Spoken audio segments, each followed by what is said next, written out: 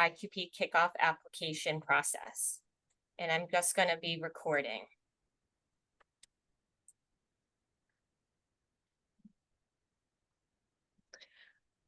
Hi, everyone. I think we'll give another minute or so just to make sure we're up to speed with everyone.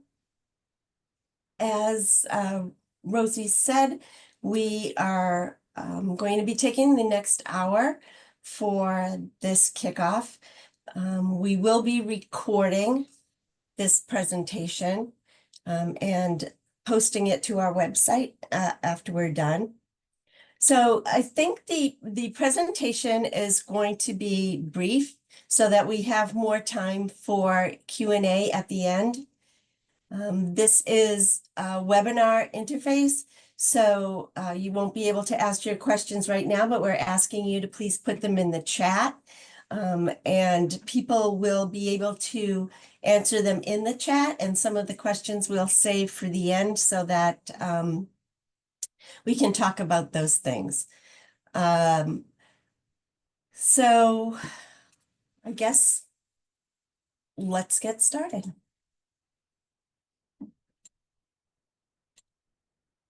First of all, I want to invite everybody to the Global Fair on Tuesday. This is our big event. We're having it this year on September 3rd in the Sports and Recreation Center from 11 a.m. to 2 p.m. We have tables set up for all of our IQP centers and most of our MQP and HUA. There'll be directors, project center directors, students who have returned from project centers that you'll be able to talk to and ask questions. We have campus partners, including the financial aid office, academic advising, the writing center, and a lot more. You'll be able to get free passport pictures taken. So it's really a nice event. It's very busy, but you can learn a lot, you can meet a lot of people, and you can start to figure out what you might want to do for your IQP. So I guess you're all here to figure out just how to do the IQP application process. So there are two places, two websites that you're going to be using predominantly in this process. The first one that I recommend you go to is wpi.edu/plus off-campus IQP. And this is what we are calling our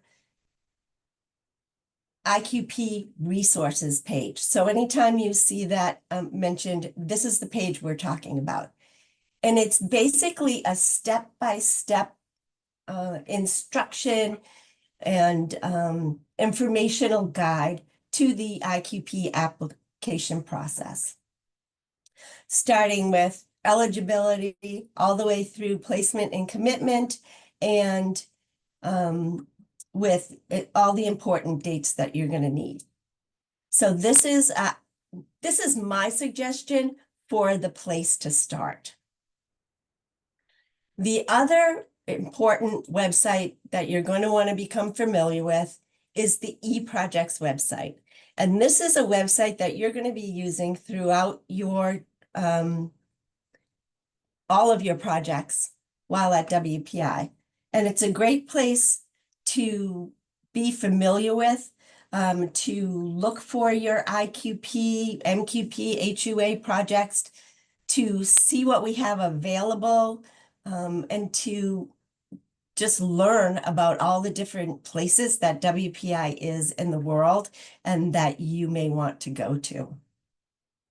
I'm going to go a little bit more into detail on both of these different websites and how to use them so that you'll be familiar with them and you can start right away in getting going on your IQP search. So this is the resources page. Like I said, the step-by-step the step-by-step instructions for applying, beginning with eligibility for applying to the Global Projects Program. In order to apply to the program, you need to have sophomore status or higher, as can be verified by the registrar's office. You also need to either be in good academic standing or on academic warning. Any students that are on academic probation are not allowed to apply, and they're not allowed to participate in an off-campus project. You'll find on this page as well the important dates for this specific application process. So I'm assuming that most of you who are on this webinar are interested in the 25-26 application process for projects in the 25-26 academic year. You'll find the important dates that you'll need, including the application opening date, which is tomorrow, and the submission deadline, which is October 3rd. We also have dates for a supplemental application process. So if there's anybody on this call right now who's interested in a 24-25 IQP, we still have some limited availability, and we'll have a small application process for that starting September 12th. And the dates are also listed on this webpage. The third group of dates is a list of our drop-in information sessions. And I'll pull that slide up at the end as well. And we're going to have posters around. So you might want to find one or two of these drop-in sessions that you can attend, because they're very informational. You get to ask your specific questions of GEO staff. You know, just come on in, have a snack, meet us, and have your questions answered. So another part of the resources page is the explore section, where you're going to have the information to begin exploring your options for IQP. The first is the link to eProjects. This is where you're going to go to take a look at all of the program offerings to learn which terms they're offered in, and to find out about the housing, the transportation, climate, preparation. So I'm going to go over that a little bit for you in a couple of minutes. But this link is going to get you over to that site.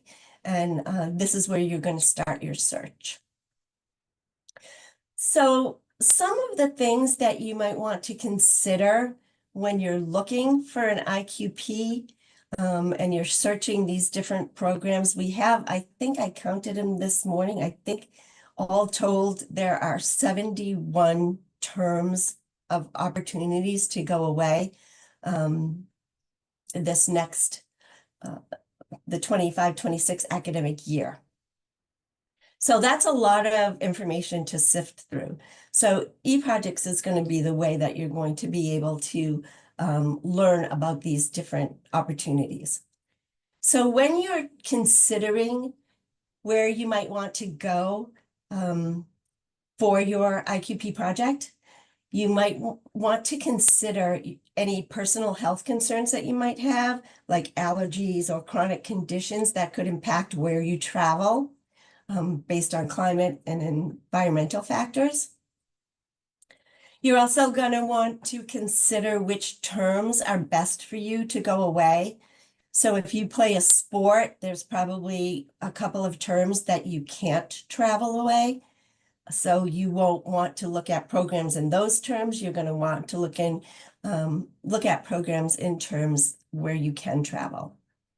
Another important thing to consider is the expense or the cost of each of the programs.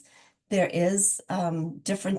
are differences in costs with each program, and each program page will have a program budget that you can compare with other programs, and you can discuss with your family or anybody who's helping you to pay for your off-campus travel. We can also go over a little bit about how the global scholarship will cover some of those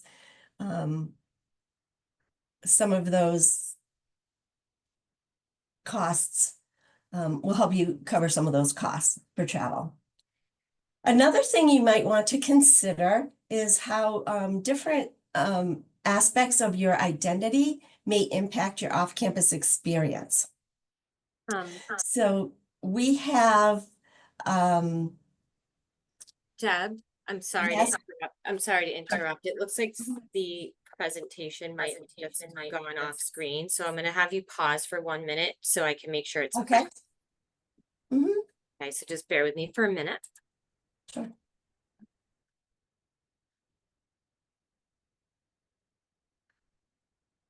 I'm going to do the share again and see if you can open it back up. Okay. I see it on my screen, but I don't know if others do, so we want to make sure. I also can see it on mine, so I'm not quite sure. And I just, if I could just jump in and say, I know there's a lot of questions coming up in the Q&A. We are going to answer some of them now, but the majority of the questions will either be covered later on in the presentation, or we will have time to address them at the end. So thank you for your patience while Deb gets through her content. Rosie, from all the thumbs up, it looks like we may be good to go at this Yeah. point. So maybe it was a Okay. few students that got disconnected, but we'll just continue going. Thank you. Okay, great. Okay, so as I was saying, we have compiled some resources for supporting diversity off campus. And so you may also be interested in checking those out as well as you're thinking about where you might want to go for your IQP. Then in the prepare section is where you're going to find a preview of all the application materials. So this is where you're going to see what kind of information you're going to need to supply on the application before you actually open your application. There's a waiver of, there's a couple of waivers to check off at the start. There's information about the cultural hub and language abilities. There's also the prompt for both of the essays that are inside the application. And the essays are, we recommend about 200 to 250 words. And we recommend that you write your essays in maybe a Word doc and, go over them, make sure they're correct grammatically and spelling, and then just upload them or copy them into the application once you're satisfied with the end result. I'd like to also say that we are working with the Writing Center to have them come to a couple of our, some of their tutors come to a couple of our drop-in sessions. So they'll be able to look at your essays and help you out a bit. And if you can't make it to those particular drop-in sessions, you can go to the Writing Center at any time. They're familiar with our essays and what we're looking for in the application. So it might be nice to get a little bit of feedback from some of the tutors there. Another important part of this preview portion is information about how to fill out your preference survey. So your preference survey is the part of the application where you tell us where you're interested in doing your IQP. You will have to tell us for every single one of those 70 opportunities, whether you are very interested or not interested. We have, it'll outline the preference form requirements, meaning, the fact that you need to give us at least 6 choices overall on your preference survey. It'll explain how your preferences impact your application score. And it also provides a list of high demand sites. Because every year we have some sites that are in very high demand and they fill up very quickly. So if on your preference survey, you only include high demand sites, there is the possibility that you get shut out of those sites. And there is the possibility that you don't get placed. So take a look at this information, and, just when you go in to do your survey, if you have questions, make sure that you come to a drop-in session or you reach out to Global, because as far as being an important part of the application, I think this is the part you need to understand, and this is the part you need to take the most care in completing. So make sure that you read through these materials and understand this part of the application. Okay, this is e-projects. And this is how your e-projects dashboard probably looks right now. We have the new updates. As you can see, I had put up a notification for this particular kickoff session. And in this place, after this session, I'll go back in and there'll be a link to this recording in the space where, where this is right now.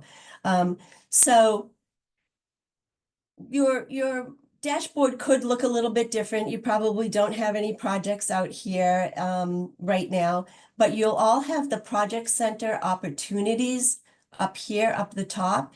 And that's what you're going to click on to start searching e-projects for an IQP. So when you click the project opportunities button, this is the page that you're going to be taken to. And this is where you're going to begin your search.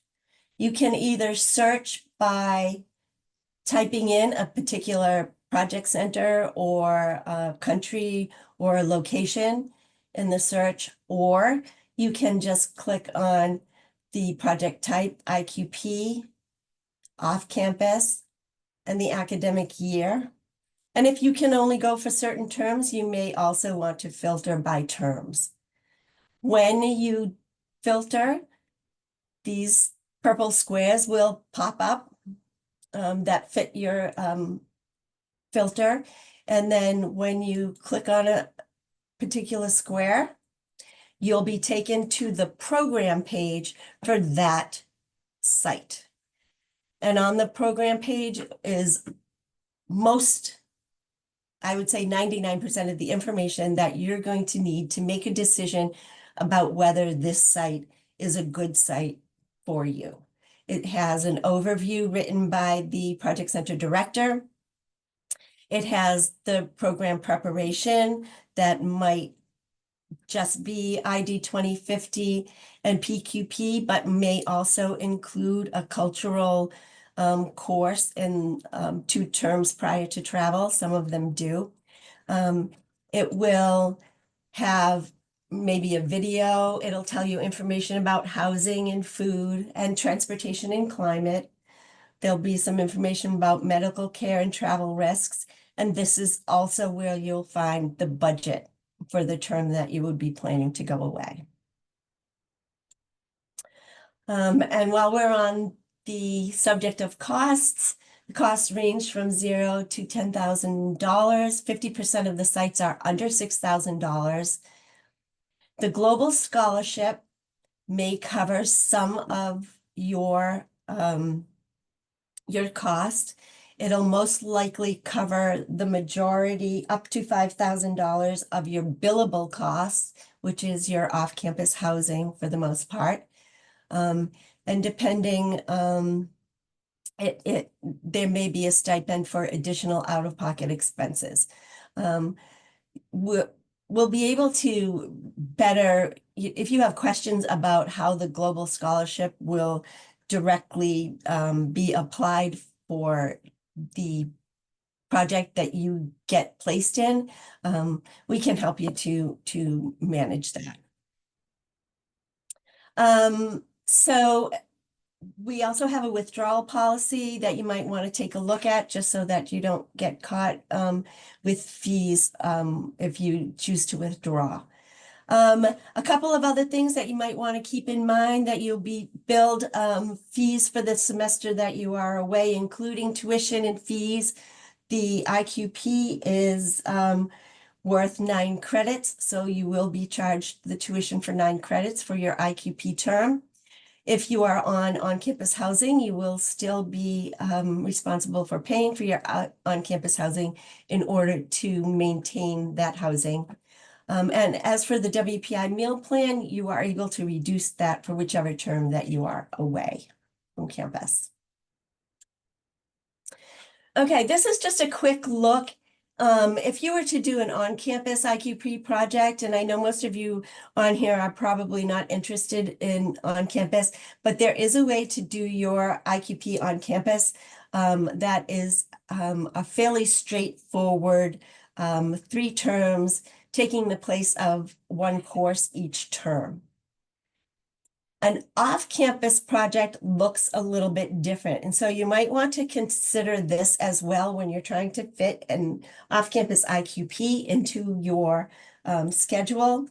That sometimes some of our projects, and you'll find this on the program page for the project, they may have a cultural prep course 2 terms prior to travel.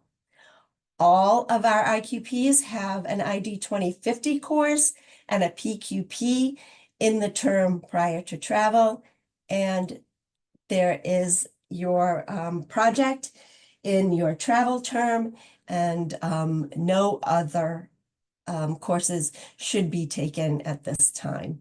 You should plan to devote your term to your IQP project. So this is a list of our off-campus application process drop-in sessions, and I strongly encourage you to come in. They're very informal. You get to ask your own questions.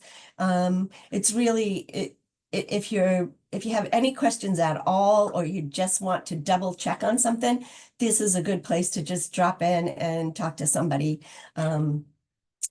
with any questions like that. And these are a couple of resources. I'm going to leave these up.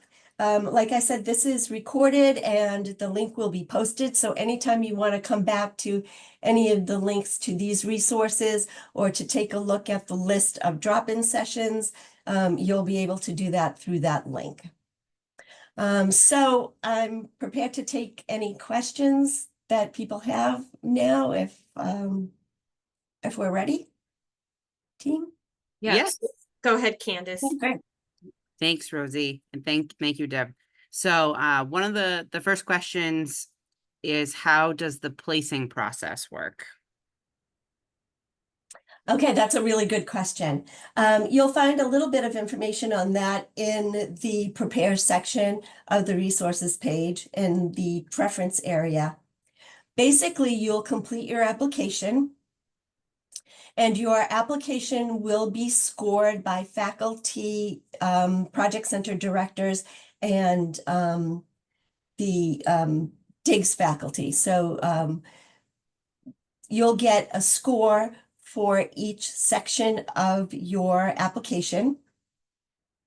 And at the same time, the project center directors will be filling out a survey as well, and they will be weighting the different sections of the application according to their needs for their project centers. So then the way that they weight those particular application sections, your application score will be multiplied by that weight for an overall score for each particular project center. Then your preference survey will come into play here. If you rate something as very interested, your score for that particular project center will be multiplied by 1. And that will be your score for the project center. If you mark that project center as interested, your score for that project center will be multiplied by 0.5, and that will be your score for the project center. Then we have what we call the GOAT, the Global Opportunities Allocation Tool, that will optimize for the Global Projects Program as a whole. So that's how you'll be placed, by your score, which is driven mainly by your preferences, and then optimized for our program as a whole. And then we fill project centers up to about 24 students per project center for most project centers. Thank you, Deb. Sure, thanks. Next question is on the topic of money. Can we also talk about how spending money should be given? Do students carry a traveler's credit card, or is there any other way? I'm happy to answer this question if you'd like me to.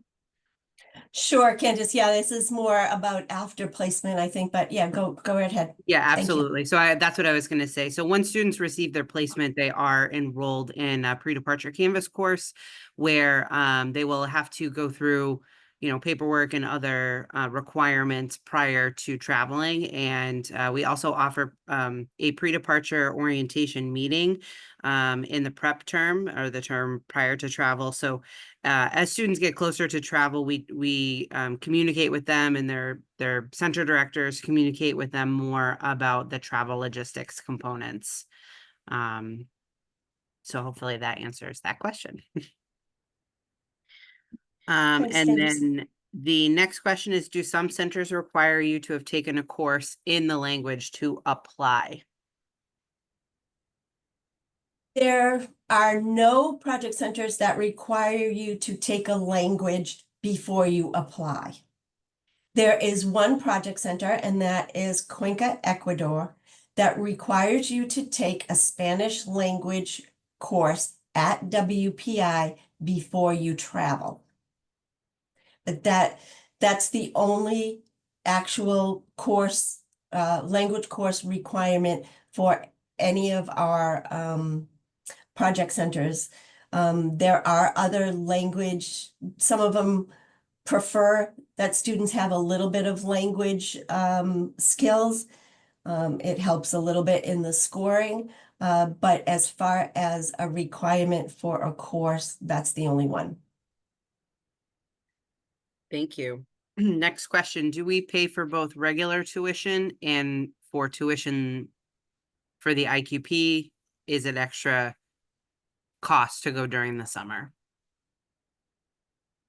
It's not extra cost to go during the summer. If you were taking any 9 courses during the summer, you would be paying for summer tuition. And if you are taking an IQP during the summer, you are earning 9 credits, so you'll be paying for those 9 credits. For the most part, in the past, and I expect it to go on, the summer tuition has been discounted. So you can consider that, but yes, you will pay tuition and project costs for a summer IQP. Thank you. Sorry, I'm just reading through. Mhm.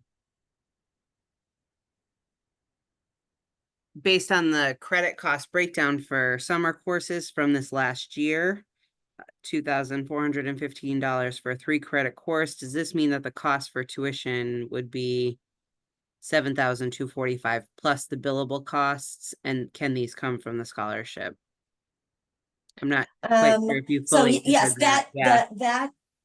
that is correct with regard to this past summer's tuition amount. The amount of the billable cost would be added to that. The scholarship will not cover tuition. It covers the billable costs, and it may cover some of out-of-pocket expenses, but does not cover tuition. Thank you. What happens after IQP? Is the project presented at WPI? Well, there's a lot of different ways that the projects are presented, but the project will be presented at the end to your sponsors. There's usually a project presentation day where your sponsors are invited, and you would probably have the opportunity to invite others to come and see your presentation. There are other opportunities after your IQP. You may want to participate in the President's IQP Award, in which you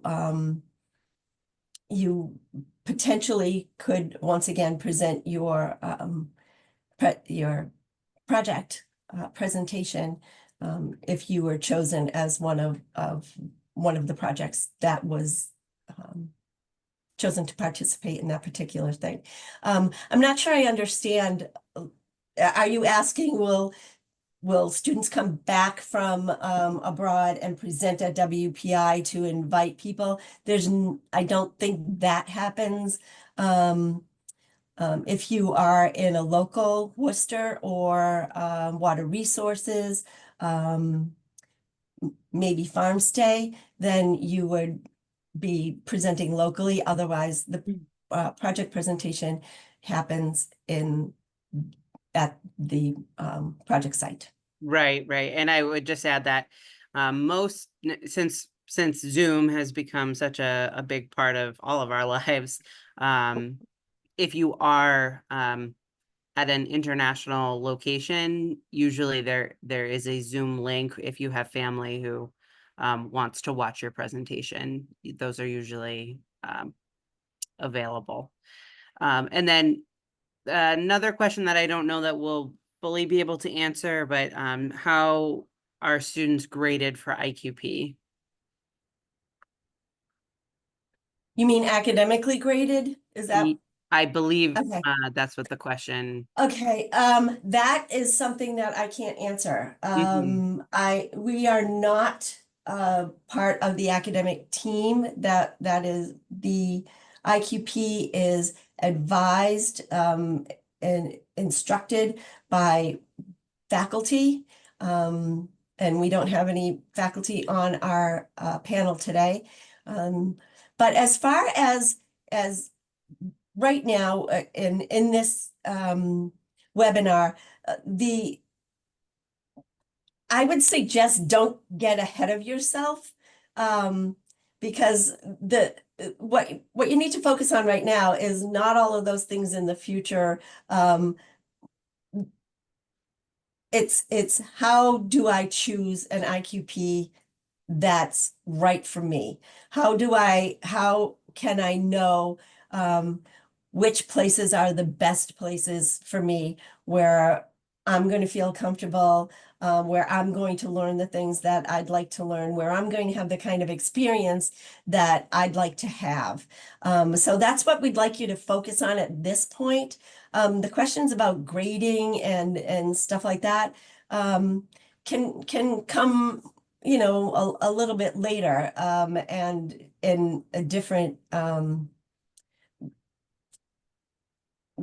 maybe a different webinar or conversations with staff and faculty. Thank you, Deb. Do extracurriculars play into the application score?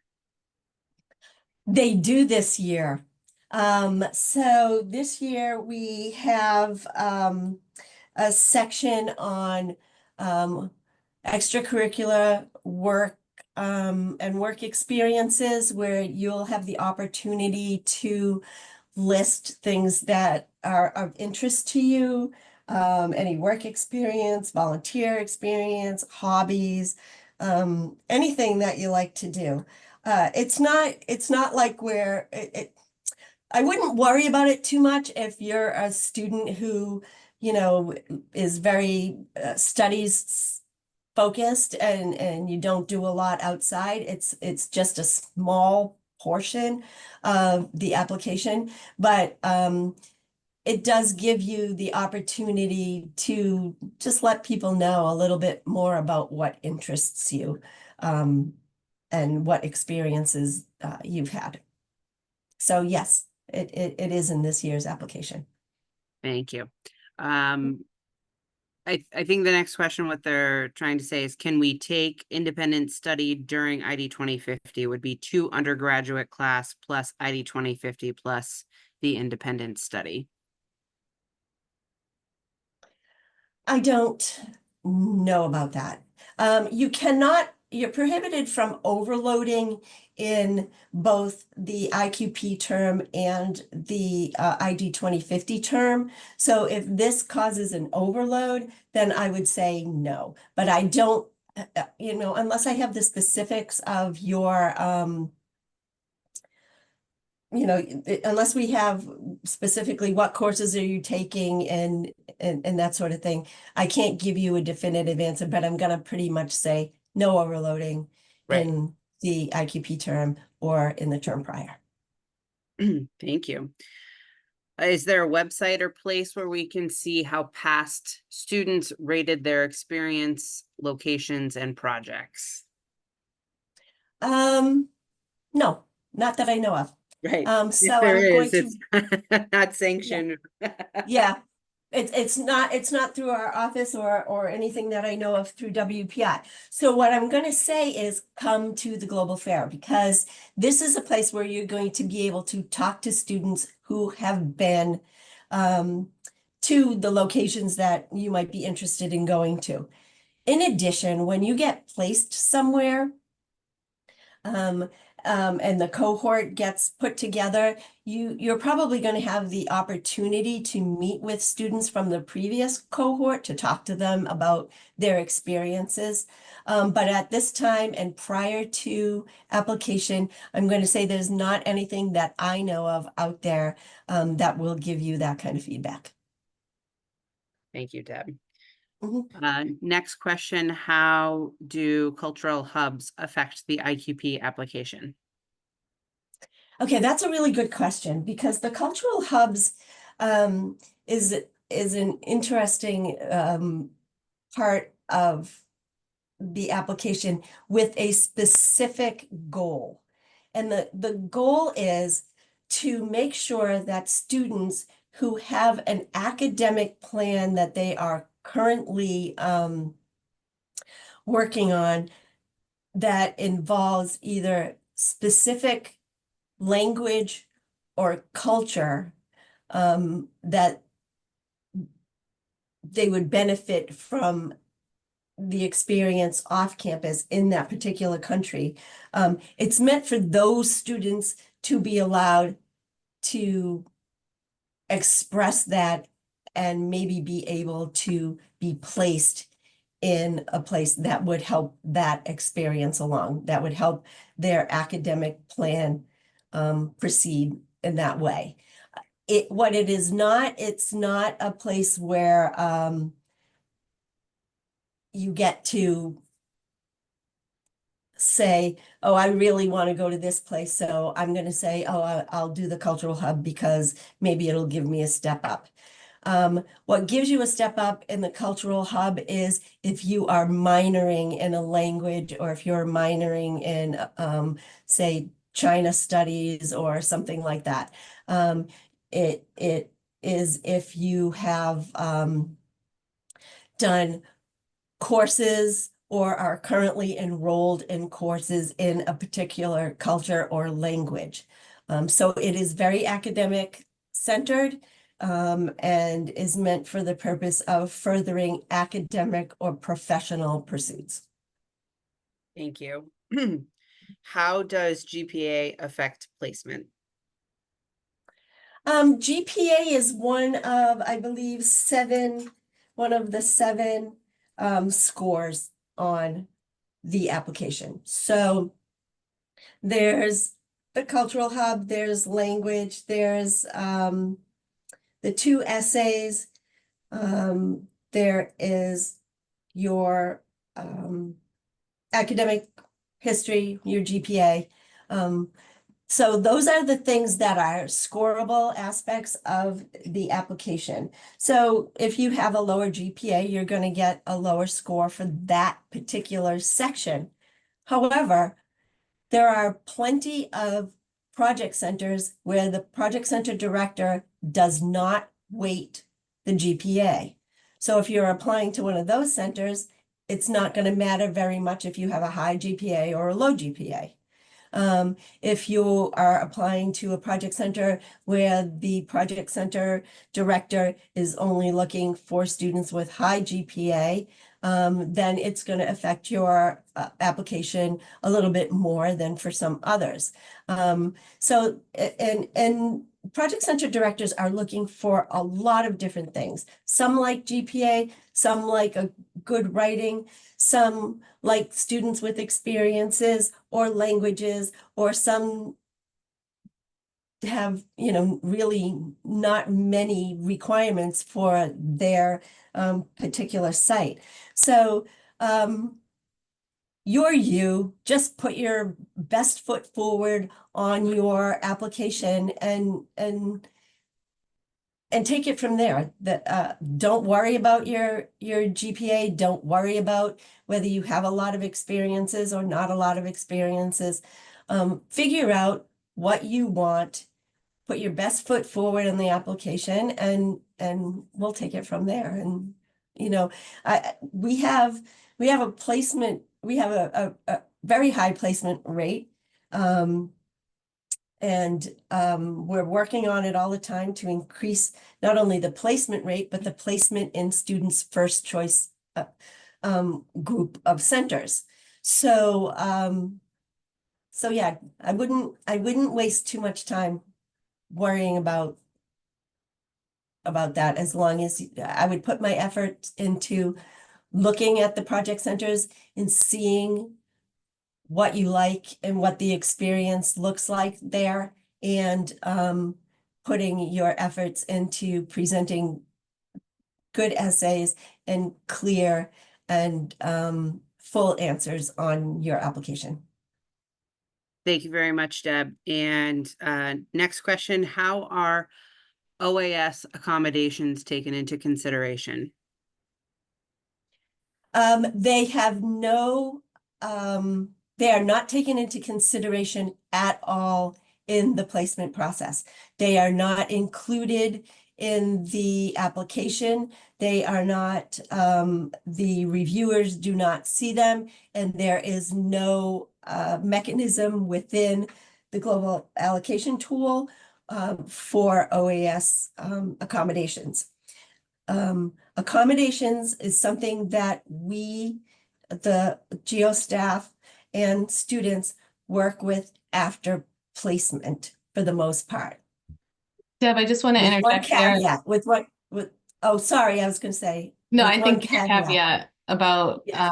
meeting with, we encourage students who may have accommodations to meet with someone in the Global Experience Office before you apply, so we can help you if you have a really specific need. Make sure that the project center that you the project centers you're interested in can meet those needs, or how we can accommodate you at those project centers. Thanks, Krista. Yes, thank you. Yeah, so check in with us. For example, we and really don't don't want a student with a peanut allergy to travel to a country where they use peanut oil in all of their cooking. So we are able to discuss challenges like that with you to make sure that you are preferencing appropriate project sites, so that you don't have issues when you arrive. Thanks, Krista. Thank you. Next question is, how do we actually know what projects are done in a particular area? For example, if I want to do a project related to medicine, where should I apply? If I want to do a project related to entrepreneurship, where should I apply?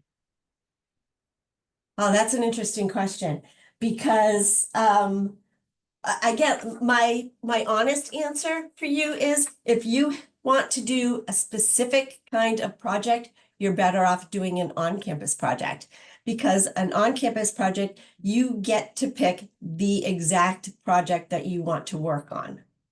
So, but for an off-campus project, you're not going to know your exact project until at the earliest 2 terms before you're set to go away. You'll probably be placed in a project maybe in your prep term, right before your prep term. And you'll get to choose from probably 6 options, and you'll probably get to rate which one you're most, you most want to work on. But as far as actually choosing a specific project and what you'll be working on, the best way to do that is through an on-campus IQP. Thank you, Deb. What time does the application open tomorrow? The application, if I'm still awake, will open at midnight tonight or midnight tomorrow morning. So I'm keeping my fingers crossed. I think I can do it. And that's when we're supposed to be opening it. So it'll be open. It is not first come, first serve. So don't rush. You do not need to rush to open an application. All applications are due on October 3rd. We don't do any review. We don't look at any of them until October 3rd. So if you get it in tonight at 12:05, or if you get it in on October 3rd, right before 9 o'clock in the morning, same. So don't rush it. Take your time. Look at the offerings. Try to figure out what it is that you want and then apply. Thank you. There's a couple different questions related to what academic history means, or how how it's rated. If a student has a history of warning or probation but is in good standing, does this affect selection? And maybe we can revisit that. Yeah, so this is a little bit tricky. So we do take into consideration your academic history, meaning, do you have a history of not being able to complete, full terms of courses? It's just like the GPA and like all of the other things. It's just one aspect of the application. It may or may not be weighted highly by the directors. So this is not another thing to it is what it is. It's it is your academic history. There is a section in the application called academic history where you can take the opportunity to explain any hiccups in your academics. So if you had a term where you are we struggled a little bit, maybe you took a couple of the wrong courses and you decided to change your major. Maybe you had some things going on at home that shifted your focus off your studies a little bit, and you had a bumpy road. You can explain that to us and we can take that into account. It probably won't even come into play unless you're kind of right on the borderline of being on probation, or if you're on warning, you're on probation. You're on warning, you're near probation.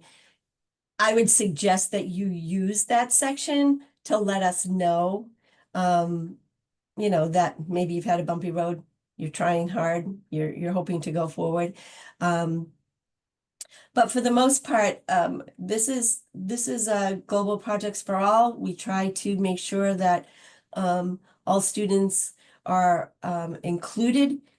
And if for some reason you're just not ready academically right now, it doesn't mean that you're not going to get a spot at some time over the year. It just, there is the possibility that it might not happen in this process right now, but it could happen in January or it could happen in April. Yeah, just like I said, best foot forward, do what you can. There's a lot of things that you can't change about the things that we're asking in the application process, but that doesn't mean that they're necessarily going to count against you. So I wouldn't worry too much about that stuff. Thank you. And I would just like Mhm. to also say that if there's questions about like academic standing or eligibility, all of that can be found on our policies and procedures page online too. Thanks, Candace. Yeah. Mhm.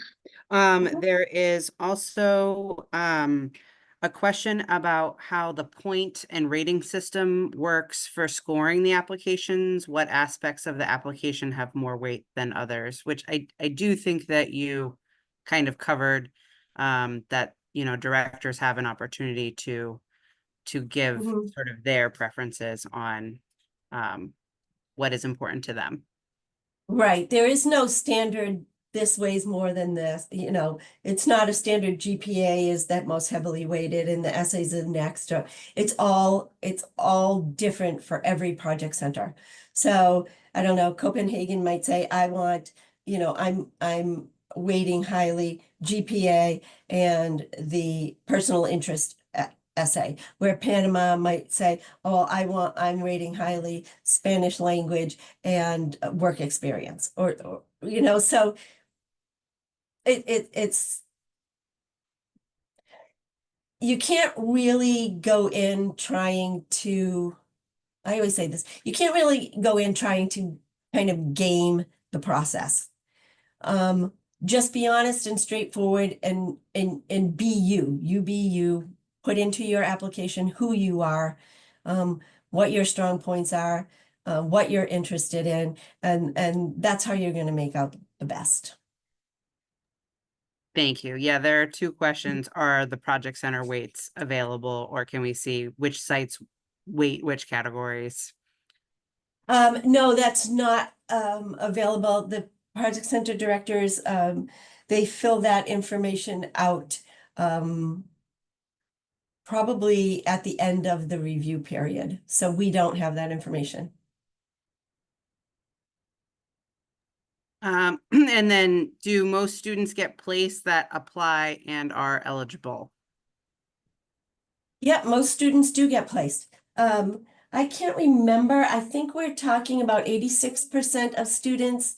I wish I had the numbers. I'm sorry. I think it's like 86% of students get placed in their first group, their very interested choices.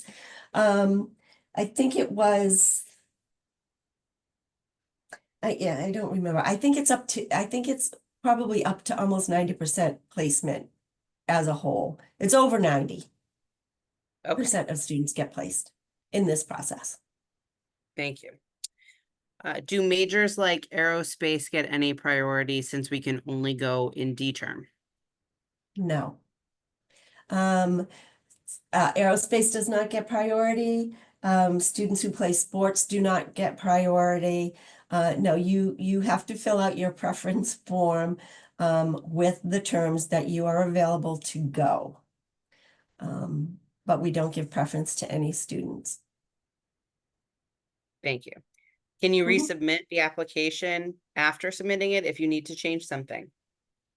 Once you submit your application, you can go back into the application and change anything up until the October 3rd deadline.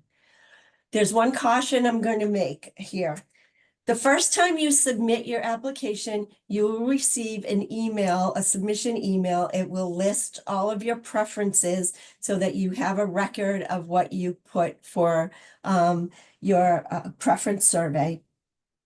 If you go back in after that point and make changes, you're not going to get another email. The system just doesn't work that way. So be careful.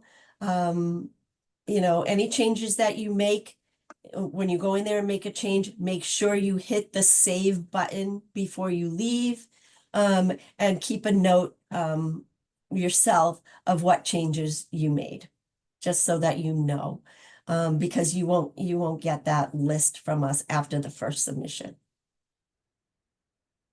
Thank you. Are Are there built-in opportunities for sightseeing / day trips or whatever? Is it all work or does it depend on the project or leader? Oh, it depends on the project. You know, some of the project centers have built-in excursions to different parts of the countries that you're in. A lot of them have you know, trips to museums or whatever. It really, there's a very broad range of the experiences that you can have. But there is an opportunity on I mean, you will be working a full work week, 40 hours while you're at your project center, but you do have the weekends to yourself for the most part.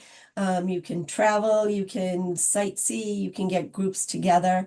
And like I said, some of them do have excursions that are pre-planned as well. Thank you. And one of the last questions, I know we're getting close to time here. What exactly is a project center? Is it a partner university? Actually, a project center is kind of an interesting thing. It's not brick and mortar. It's not necessarily a partner with another university. What it is basically a community of sponsors and that our professors have worked with to develop projects with. It's the residence providers. So it's kind of a community that we're building in these different countries where we go in and our students work and yeah, that's the best. I guess that's the best way. There's no brick and mortar. Some places you do live on a community at a university and you are part of the university working with university students. But a lot of the places you're just living in the city, maybe in an apartment and working like that. And your community is your cohort and your sponsors like that. Yeah. Okay, I think one last question. Okay, sure. I don't know that we've covered this. We may have, we may not have. But what happens if a student gets placed at a center that they don't want? Can they switch? How does that work? A student will not get placed in a center that they say that they will not go to. So for every single project center that we have available right now, you're going to have to tell us either you're very interested, you're interested, or you're not interested. If you put not interested, you're not going there. You're not going to be placed there. The algorithm will not place you there. We've never had a student placed into a project center that they have marked as not interested. If you're telling me that you tell us you're interested, but you're really not, and so you're unhappy with your placement, that's a different story. I don't know how to, you know, I don't know how we would know that you didn't want to go there if you told us that you did. So, and that said, when you do receive your placement, you cannot switch into another placement. You either accept it or you decline it. If you accept it, all set. If you decline it, then you have the opportunity to reapply in January, April, July, and September. Thank you very much. I think the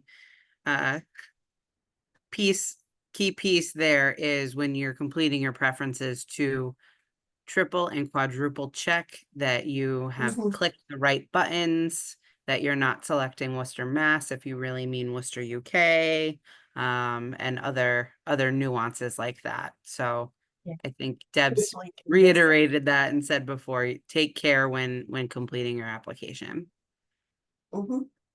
Thanks. When do you find out which project you got? Is it before course selection? It will be around December 17th. I'm not sure when course selection is. And that will be your project center placement, the actual project Oh, that you will be working on. I just- Project, yeah, I don't know if that's what the person meant or not. So I was just gonna add that the actual project that you're doing once you're committed to your center, you may not find that out until right before you start your prep term. right, right. All right. That's Well, it. thanks. I think that's everyone. Thank you, Deb. Okay, okay. Thanks, everybody. And don't forget, come see us in our drop-in sessions.